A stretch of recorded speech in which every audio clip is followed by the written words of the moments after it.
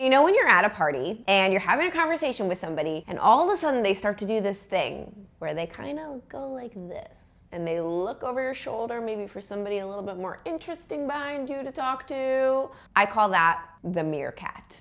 You know, it's happened to you. I know it's happened to you. It's happened to me so many times where they're pretending they're listening to you, but they're not really that interested. Or maybe when you're talking to somebody and like their eyes just start to glaze over and you know that they're thinking about what they're making for dinner in their head and they're not thinking about what you're saying. That's probably because the story that you're telling or whatever you're talking about isn't that engaging. And that's okay. We're gonna tell stories that aren't engaging. It's really important to tell those stories that we can figure out what works and what doesn't. But when you're thinking about telling a story that engages people and makes people remember you, and maybe stories that you want to tell in the media or in your messaging for your business, you want to make sure that you're telling stories that make people do the opposite of the meerkat, which is what I like to call lean in. So whenever people ask us at our agency what kind of stories the media want to hear or how to tell their story so that people remember it, we always tell them to use a lean in story. And a lean in story is exactly what it sounds like, a story that makes someone physically lean in when you talk about it. So you know those stories when you're talking about it at a party and all of a sudden maybe that person's meerkatting you, maybe their eyes are glazing over and they're super bored, but then you say something and all of a sudden they go like this. Really? Tell me more.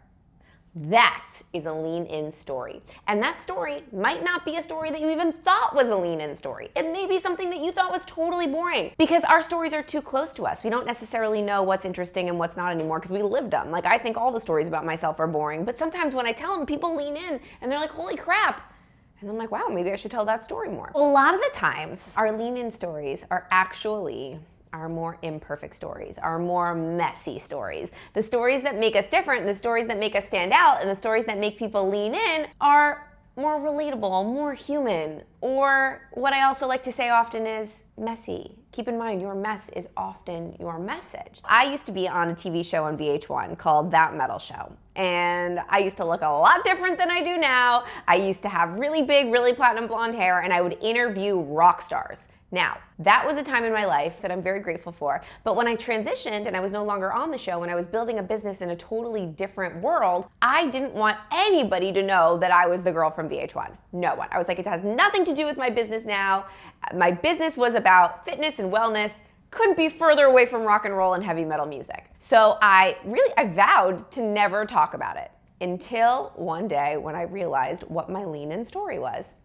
I had this amazing segment on a PBS show called Life and Living with Joanna Gagas.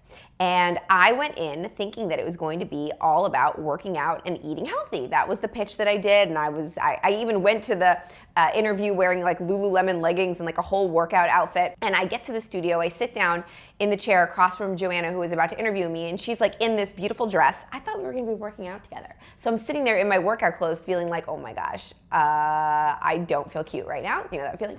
But here's the thing, when I thought the lean-in story was just talking about how to lose weight and how to work out, how to exercise, she was actually asking me all about how I went from being on VH1 to becoming a celebrity fitness trainer. So the lean-in story for her was how this VH1/Broadway actress shifted her career and became a celebrity fitness trainer.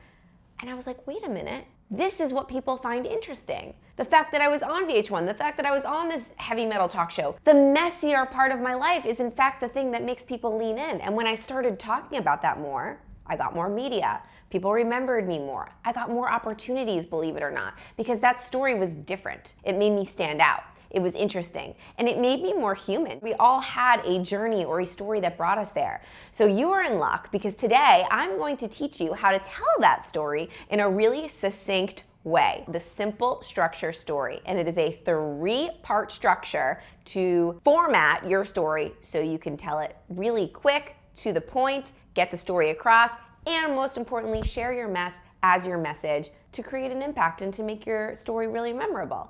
So, without further ado, let's dive in to the 3 steps of a simple structure story. There are 3 parts of a simple structure story: the conflict, the resolution, and how you fit into the equation.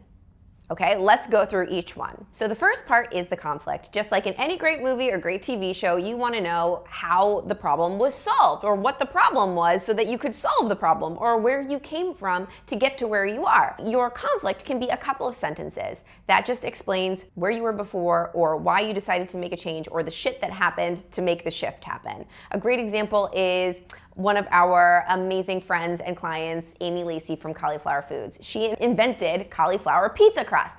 So her conflict for her story, her simple structure story, all about how she got to where she is, Amy was diagnosed with lupus. The doctor said that she could no longer eat gluten or dairy. Because she couldn't have pizza nights with her kids, she had to create a solution. So that leads me to part 2 of your simple structure story. So let's move along to the resolution. So Amy discovered through trial and error that she could actually make pizza out of cauliflower and remove the gluten and all of the allergens that she couldn't have because of her lupus diagnosis. And then she was able to have pizza night with her kids again, but using cauliflower pizza crust. And then move on to how you fit in, the third part of the simple structure story. Now, Amy has created a multi-billion-dollar brand and calls it Cauliflower Foods, where she actually makes cauliflower pizza crust and sells it all over the country. If you put the story all together, you have the conflict. Amy was diagnosed with lupus and she could not have pizza night with her kids anymore.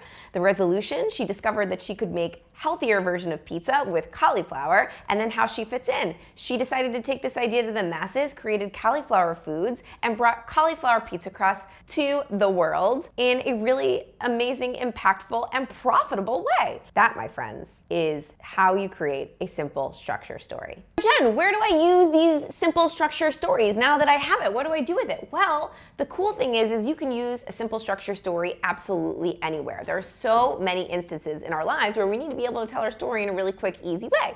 Whether that's when you're being interviewed in the media, maybe it's your bio page on your website, maybe someone introduced you to somebody via email and you need to talk about what you do really quick. Or if you're just at a party and you're having a conversation with someone and they ask you who you are and what you do, you can have a super quick, succinct, easy way to be able to tell your story, share who you are, create a connection through vulnerability and authenticity with somebody using your simple structure story. If you enjoyed this video and you know what your simple structure story is, drop it in the comments below. I would love to read your simple structure stories, and I hope that you use this to tell more powerful stories, stop getting the meerkat, don't make people's eyes glaze over, and help people to lean in when you're talking to them.